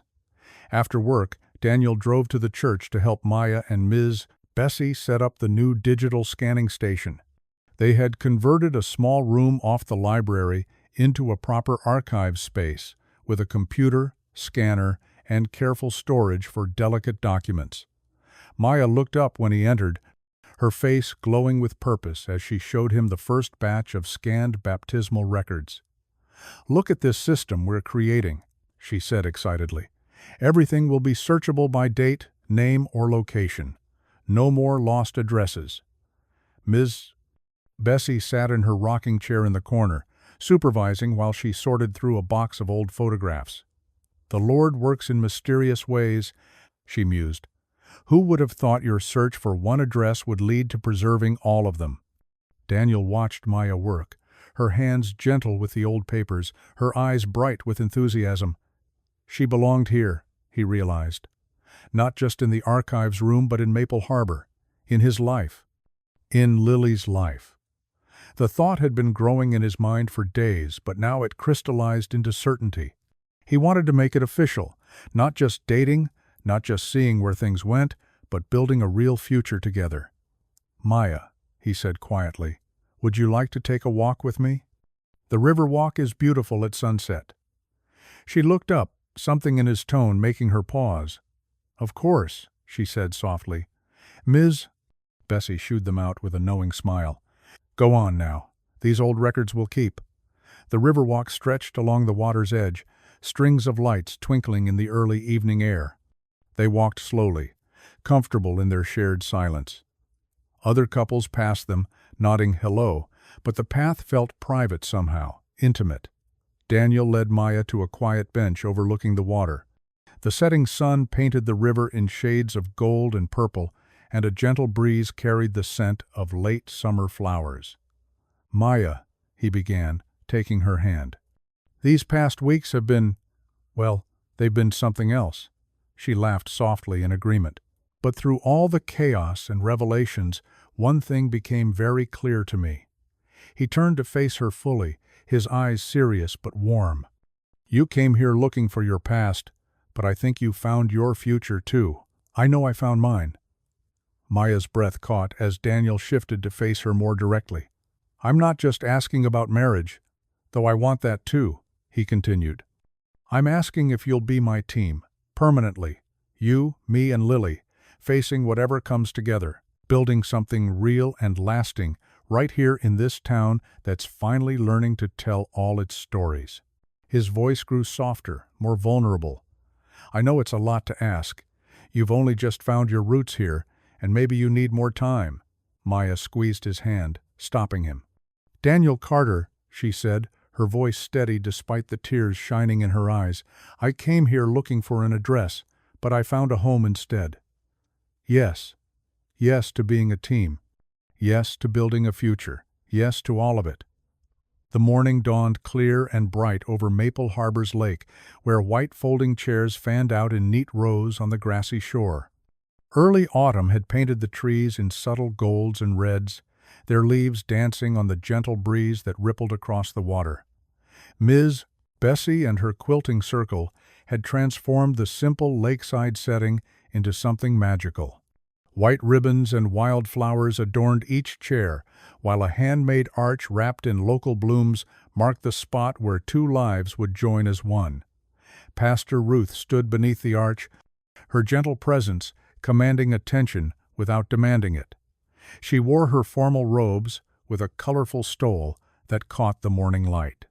Her weathered hands held a well-loved Bible, its pages marked with a ribbon Maya had helped weave in the church basement just days before. Lily Carter practically bounced on her toes at the front, stunning in a deep blue dress she'd chosen herself. Her hair was crowned with small white flowers, and she clutched a bouquet of late summer blooms. The pride in her eyes was unmistakable as she watched her father straighten his tie for the 100th time. Daniel stood tall in his pressed suit, the medals from his army service gleaming on his lapel. His veteran buddies sat in the front row, faces beaming. Old Joe from the school had polished his shoes to a mirror shine, and several of Daniel's fellow maintenance workers had traded their usual work clothes for suits and ties. The wooden chairs filled quickly with townspeople. The quilting circle occupied an entire row, each woman wearing a corsage made from fabric scraps of the wedding quilt they'd created for the couple. Teachers from the high school sat with their families, and even Principal Martinez had come, dabbing at her eyes already with a tissue. A hush fell over the gathering as the small chamber group, students from Daniel's school, began to play. The music floated across the lake, sweet and clear in the morning air. Lily stepped forward first, walking with careful grace down the grass aisle. She winked at her father as she took her place, then turned to watch for Maya. The music shifted, and everyone rose. There, at the end of the aisle, stood Maya. She wore a simple ivory dress that caught the sunlight like morning mist. Around her neck, Eleanor's locket gleamed, a piece of the past carried into a brighter future. Her bouquet was a mix of flowers from Ms. Bessie's garden, tied with a ribbon made from one of Eleanor's handkerchiefs that had been found in the cedar box. Maya's steps were steady as she walked toward Daniel. Her eyes never left his face, and the joy radiating from her seemed to light up the entire lakeside. The journey that had brought her here, a rain-soaked evening, a wrong address, a search for belonging, had led to something far more precious than she'd ever imagined. Daniel's hands were strong and sure as they took hers. They faced each other beneath the flower-covered arch, while Pastor Ruth smiled at them both. "Dearly beloved," Pastor Ruth began, her voice carrying clearly across the lake, "we are gathered here today not just to witness a marriage, but to celebrate a miracle of God's timing. When Maya Brooks came to our town clutching an old address, she found more than directions. She found her way home." Lily sniffled happily from her place beside them. In the front row, Ms. Bessie nodded, her eyes bright with tears of joy. "Daniel and Maya," Pastor Ruth continued, "you have chosen to write your own vows. Daniel?" Daniel's voice was steady, though thick with emotion. "Maya, when you showed up that rainy night, I thought I was just helping someone find an address. Instead, I found the missing piece of my heart. You make our house a home. You make Lily laugh. You make me believe in second chances and new beginnings. I promise to stand beside you, to support your dreams, to face whatever comes as your partner and friend. I promise to keep our porch light on, always guiding you home." Maya's eyes shimmered with tears as she spoke her vows. "Daniel, you didn't just help me find an old address. You helped me find myself. You and Lily showed me what family really means. You stood by me when the truth seemed impossible to find, and you celebrated with me when it finally came to light. I promise to be your steady ground, your safe harbor, your partner in all things. I promise to fill our home with love and laughter, to cherish Lily as my own, and to face each day grateful that I got lost enough to find you." Pastor Ruth's smile widened as she led them through their ring exchange. The simple gold bands caught the sunlight as they slipped them onto each other's fingers, promises made tangible. "By the power vested in me," Pastor Ruth declared, her voice ringing with joy, "I now pronounce you husband and wife. Daniel, you may kiss your bride."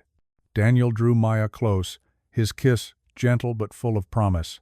As their lips met, the choir rose from their seats and began to sing the opening notes of "Blessed Assurance." The beloved hymn swelled across the lake, and the gathered town erupted in cheers and applause. "Blessed assurance, Jesus is mine, oh, what a foretaste of glory divine." The music wrapped around them like a embrace as Daniel and Maya turned to face their community, their hands clasped tight, their faces glowing with joy. The cheers grew louder, and someone started throwing flower petals that danced in the morning breeze. The autumn breeze carried the mingled scents of fried chicken and fresh-baked peach cobbler through the Carters' open windows. Inside, the house hummed with the warm voices of friends and family gathered for Sunday supper. Maya stood in the doorway between kitchen and dining room, taking in the scene before her with a full heart. They had pushed 3 tables together to make one long feast-worthy surface, covered with Miss Bessie's best tablecloths, each one hand-embroidered with different flower patterns. Mismatched chairs borrowed from neighbors lined both sides, filled with people who had become more than just townspeople to Maya. They were her people now. "Need any help with those rolls, honey?" Daniel appeared beside her, sliding an arm around her waist. His touch still gave her butterflies, even after weeks of marriage. "I think we're good," Maya replied, leaning into him. "Lily's got the basket covered." Sure enough, their daughter, and Maya's heart swelled at being able to call her that now, was weaving between guests, offering fresh-baked rolls with the kind of grace that made Maya proud. Lily had taken to their new family arrangement as naturally as breathing. At the far end of the table, Ms. Bessie held court with several members of the quilting circle. Their hands moved animatedly as they discussed patterns for the latest community project, a series of story quilts depicting Maple Harbor's hidden histories inspired by Maya's journey. "Pass those green beans this way," called Joe, one of Daniel's veteran buddies. He sat among a cluster of former service members who had shown up in force to support Daniel during the investigation. Now they were regular fixtures at the Carters' table, their booming laughs and steady presence a reminder of loyalty that went beyond uniform. Pastor Ruth sat near the middle, her plate piled high with fried chicken and cornbread. She was deep in conversation with some of the high school students who had joined Lily's oral history project. The teens leaned in, notebooks ready, as she shared stories about the town's past that didn't make it into official records. "Maya, dear," Ms. Bessie called out, "you simply must tell everyone about that quilt square you found in the museum archives yesterday." Maya made her way to her seat, pausing to squeeze shoulders and exchange warm greetings. The wooden chair creaked comfortingly as she sat down. "Well," she began, "it turns out Eleanor, my birth mother, had sewn a pattern that matches perfectly with one in my adoption papers. She left pieces of herself for me to find, even if she couldn't tell me directly back then." Murmurs of appreciation rippled around the table. These people knew the whole story now, how Eleanor's love for a black musician had led to Maya's birth, how fear and prejudice had forced her to arrange a secret adoption, and how love had finally brought truth to light. "Speaking of patterns," Lily chimed in, "we found 3 more old addresses this week that need updating in the digital records. The museum's going to add plaques marking where important Black-owned businesses used to be. Daniel beamed at their daughter. The oral history project had grown beyond anyone's expectations, with Lily leading the charge to ensure no more stories would be lost or buried. "Lord, this chicken is good as my mama's," declared old Joe, reaching for seconds. "Maya, you've got to share that recipe." Maya laughed. "That's actually Daniel's recipe. He's the real cook in this family. Army trained," Daniel said with a wink. "Had to feed hungry soldiers somehow." The conversation flowed as naturally as the sweet tea, voices weaving together like threads in one of Ms. Bessie's quilts. Stories of past and present mingled with plans for the future. The teens shared their latest findings from the digitization project, while the quilting circle discussed patterns for the next community blanket.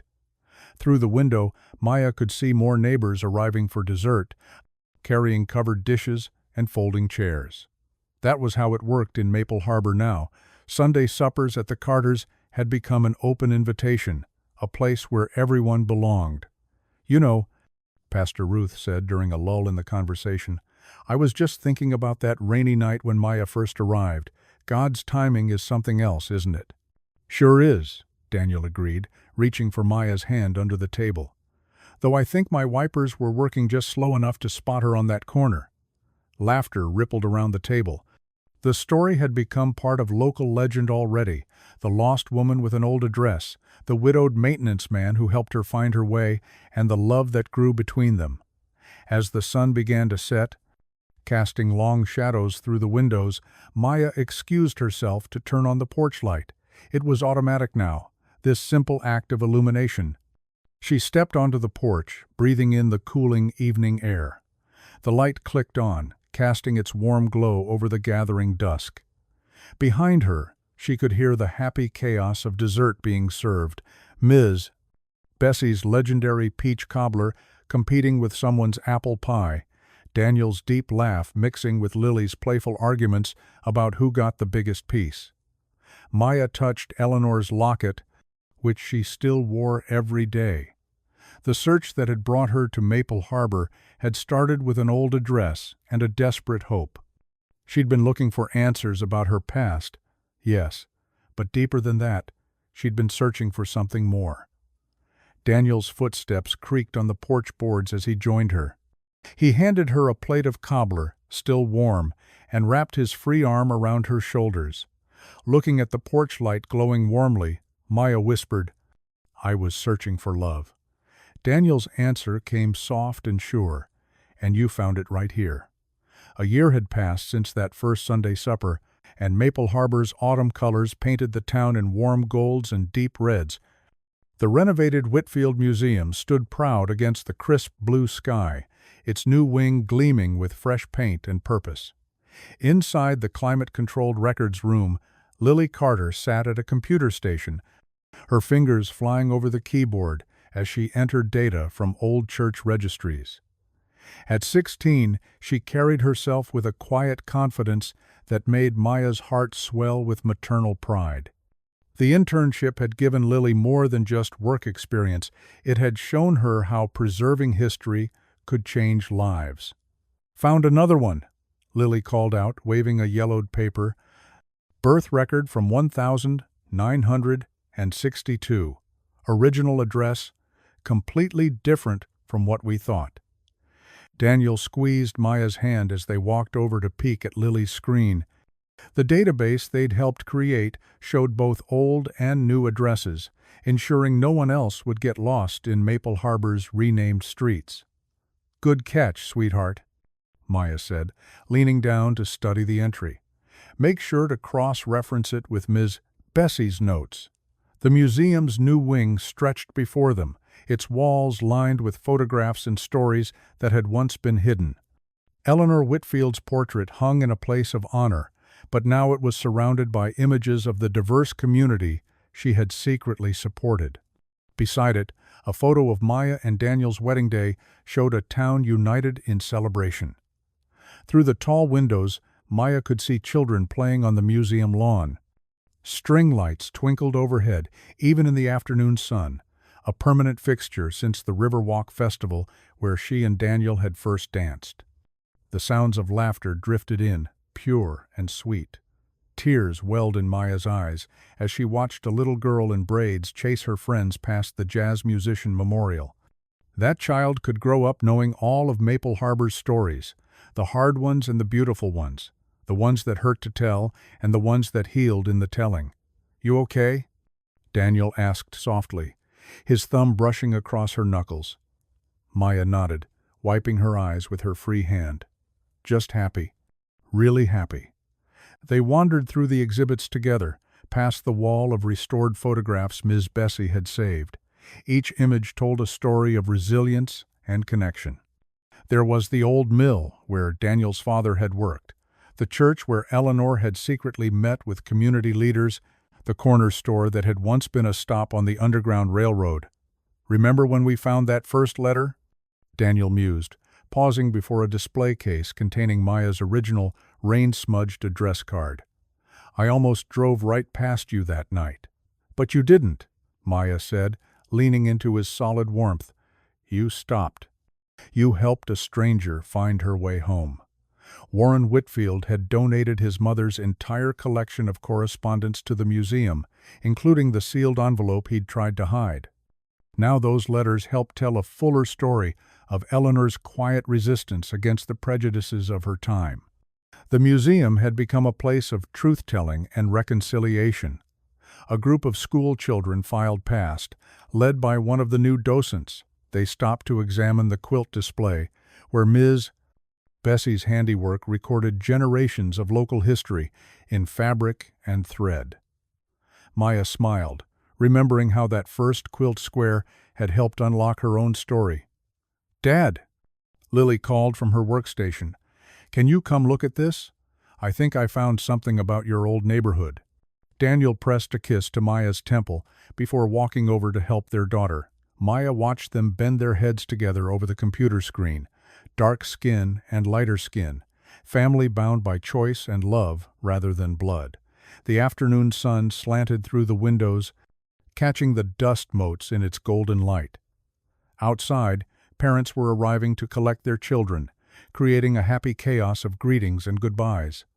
Maya recognized many faces: quilting circle members, veterans from Daniel's support group, church folks who never missed a Sunday supper. "I think that's enough digitizing for one day," Lily announced, stretching her arms overhead. "Besides, Miss Bessie's bringing her famous cornbread to dinner tonight." They gathered their things, Lily carefully organizing her notes for tomorrow's session. The security guard, one of Daniel's army buddies, waved as they passed through the lobby. "See you Sunday?"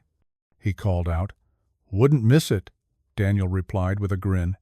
The walk home took them past the Riverwalk, where string lights crisscrossed overhead like stars brought down to earth. The late afternoon air carried hints of wood smoke and late-blooming flowers. Maya breathed it in deeply, still amazed sometimes that this place had become her home. Their house came into view, its neat yard and welcoming porch exactly as they'd left it that morning. Daniel climbed the steps first, reaching for the light switch with the ease of long habit. The porch light clicked on, casting its warm glow over them all. Maya paused at the bottom of the steps, taking in the sight of her family silhouetted in that gentle light. Her journey had started with a desperate search for belonging, clutching a rain-soaked letter and a wrong address. But sometimes the wrong turns led exactly where you needed to go. "This time," she said softly, looking up at Daniel and Lily, "I've finally found the right address."